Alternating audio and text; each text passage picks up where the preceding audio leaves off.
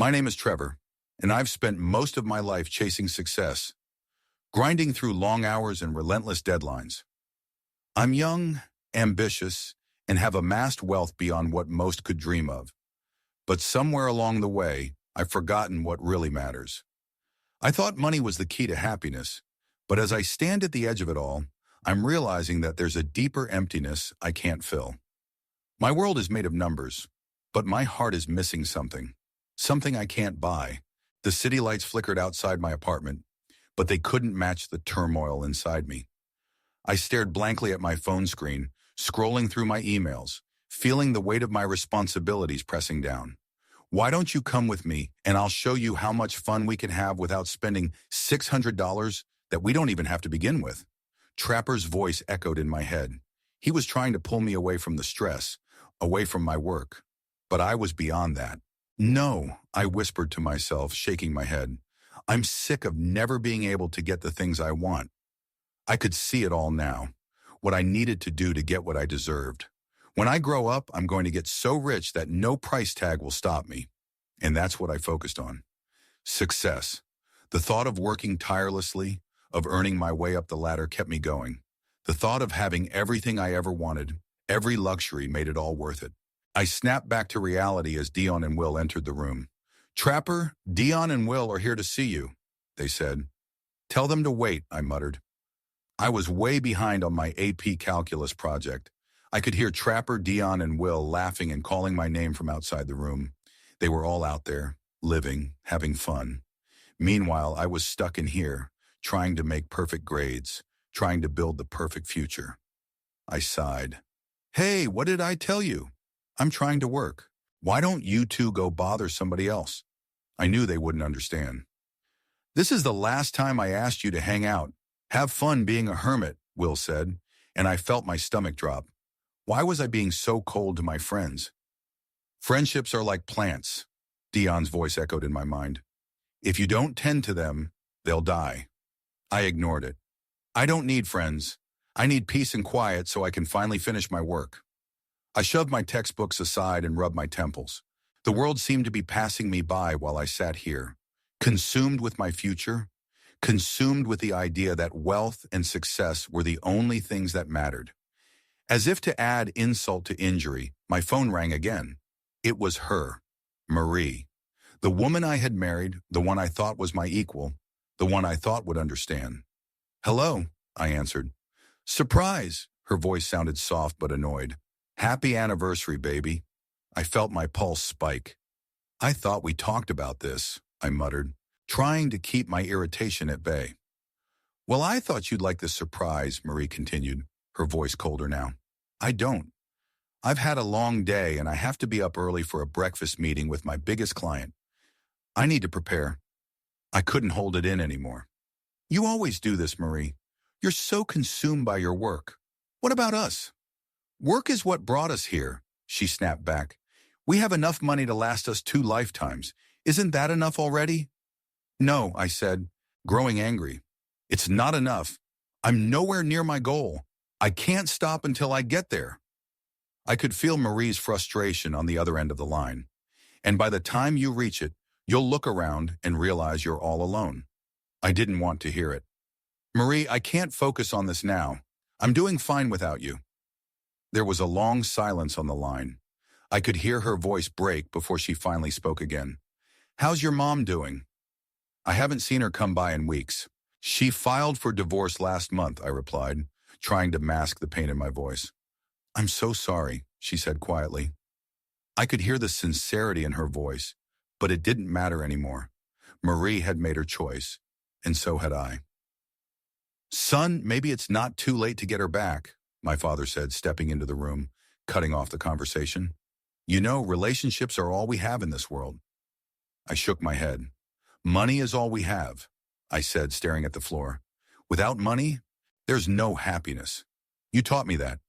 Son, my father said softly, walking up to me, you're a millionaire hundreds of times over. Why don't you take some time off to work on your marriage? I stood up quickly. I don't need advice, Dad. I know what I'm doing. But he wasn't finished. You say money is everything, but what about love? What about family? I didn't want to hear it. Not now. I'll think about it, I muttered, walking away from the conversation. I felt my phone buzz again, and this time it was a call from Charles, my financial advisor. Trevor, your estate is valued at just over $3.2 billion, he said, but that doesn't include your hard assets like homes, cars, boats, planes. Yeah, I did pretty good, didn't I interrupted. But there was a catch.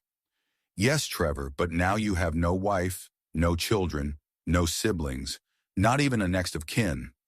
So the question is, what do you want to do with these assets when you croak? I froze. It was a reality check. I never thought about it, I whispered, looking out the window. I spent my whole life working to build my wealth. I never once considered what to do with it after I passed. You need to think about this, Trevor, Charles warned. After your last heart attack, your doctor said you don't have much time left. Take care of this soon. I slumped back into my chair, the weight of the conversation sinking in. Would I die alone? A month passed, and one day I found myself in a familiar room, looking at my father's old picture on the wall. I wasted my life, I said, barely audible. All for money, but it's not worth it. I don't want to die alone. A voice broke my train of thought. What's it going to be? Are you going to come with me and have the best time ever, or are you going to stay here and throw a fit? I looked up and smiled. Maybe it was time for a change. Time to see what life had to offer beyond the confines of my work. You're right, I said with a sigh. Let's go have some fun. And that's when I realized, maybe the real wealth was never in the numbers on a bank statement, but in the moments we share with others.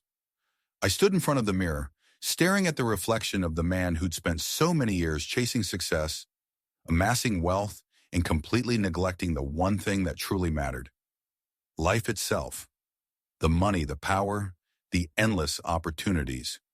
They all seemed so insignificant now. I'd spent decades trying to climb higher, never stopping to look around or appreciate what I had.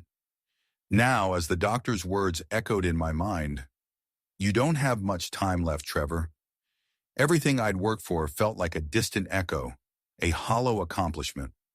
I could feel the weight of the words pressing down on me. I wasn't sure if it was the heart attack that had changed me, or if it was the sudden realization that I could lose everything without ever truly having lived. My mind raced back to the argument I'd had with Marie. It wasn't even the first time. She had asked me to spend time with her, to focus on us, but I had always put my work first. She had finally had enough, and now she was gone. The house felt emptier without her. Even the sprawling estate, which I had worked so tirelessly to build, felt like a prison. As I sat there, a slow realization began to form in the back of my mind. This wasn't just about Marie, or the house, or the cars. It was about me. The last few weeks had been a blur of missed opportunities, abandoned friendships, and lost connections. I'd let my wealth become my identity, but in the end, it was just a number on a screen, one that could disappear in a heartbeat. Trevor, I whispered to myself, my voice sounding strange in the quiet room. You've spent so much time thinking you're invincible, but you're not. You're human, just like everyone else, and it's time to live. A sudden urge to do something meaningful flooded through me. I couldn't undo the years I'd wasted, but I could still make the most of the time I had left. I grabbed my phone and called the one person I hadn't spoken to in years. My old college roommate, Will. I knew he had become a successful entrepreneur, but more importantly, he had always been someone who valued experiences over possessions, someone who knew how to enjoy life. Will, it's Trevor, I said, my voice trembling slightly as I heard his surprised voice on the other end of the line. I need your help. There was a long pause before he replied. Help with what? I don't know where to start, but I know I can't keep living the way I have been.